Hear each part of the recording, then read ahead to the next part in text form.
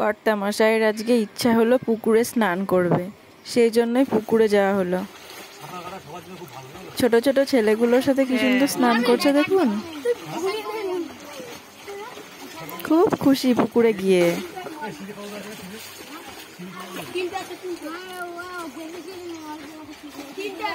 ওই যে জলের মধ্যে নামা হয়ে গেল।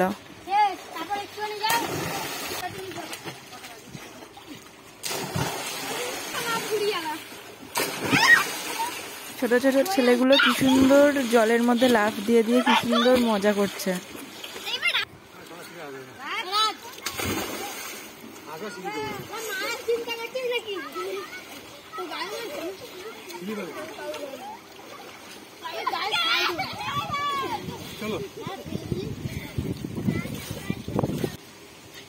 স্নান হয়ে গেল, এবার বাড়ি যাচ্ছি।